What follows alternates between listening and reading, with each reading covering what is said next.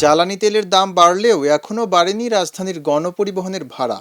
এতে যাত্রীরা আপাতত স্বস্তিতে থাকলেও ভেতরে ভেতরে চাপ বাড়ছে পরিবহন খাতের ওপর। রাজধানীর সড়কে গণপরিবহন চলছে আগের মতোই। তেলের দাম বাড়লেও এখনও অপরিবর্তিত রয়েছে বাস ভাড়া।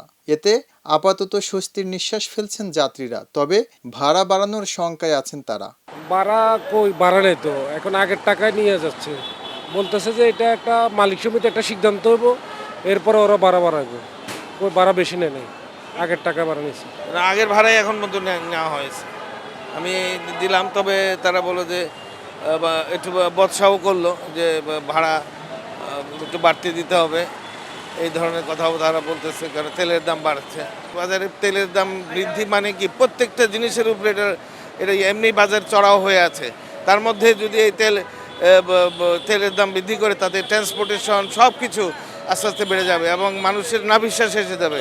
যারা খেটে খাওয়া মানুষ তারা খেতেই পারবে না। তবে ভিন্ন চিত্র পরিবহন শ্রমিকদের কথায়। তারা বলছেন এখনো ভাড়া না বাড়ালেও খরচ বেড়ে গেছে অনেক। তেলের জন্য ঘন্টার পর ঘন্টা অপেক্ষা করতে হয়, আবার যাত্রীও পাওয়া যাচ্ছে না আগের মতো। জামে মনে করেন 5 ঘন্টা আমরা বয়া থাই তেলের সিরিয়ালে, আবার মনে করেন রোডে যাত্রী পাই না। আঙ্গ যে কি পরিস্থিতি এটা আমরাই জানি আর আল্লাহ জানে। তেলের দাম বাড়াতে 5 টাকা 2 টাকা বাড়াইলে মনে করেন গাড়ির স্টাফগুলো একটু ভালো হয়, আর না গাড়ির স্টাফগুলো একবারে দুর্ভোগ। আগে তো দেখা যেত ভরপুর, এখন তো কিছুই নাই। চিল্লাছিলাম আর গলায় বয়ে গেল। সংকট এটা আমিও বুঝতেছি না, তো যাত্রী মানে ঘাবড়ায় আছে। না বাড়তি না, আগের ভাড়াই। অন্যদিকে রাইড শেয়ারিং সেবায় যেন স্থবিরতা। মোটরসাইকেলের চাকা থেমে আছে, যাত্রী নেই, অপেক্ষায় সময় কাটছে চালকদের। যাত্রী তো বেশি পাচ্ছি না, তারপরেও ভাড়াটাও কম বলতেছে। অ্যাপসের ভাড়া বলে, অ্যাপসের ভাড়া নিলে আমাদের পোষায় না, মানে ওতে কিছুই হয় না, বলা চলে তেল খরচ হয়। এখন কি করব, উপায় নেই, এভাবেই চলতেছে।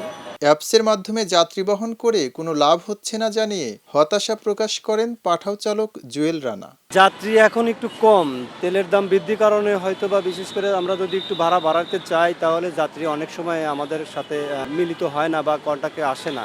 এই অবস্থাতে অন্তত পক্ষে রাইড শেয়ার করে চলা খুব কঠিন হয়ে যাচ্ছে।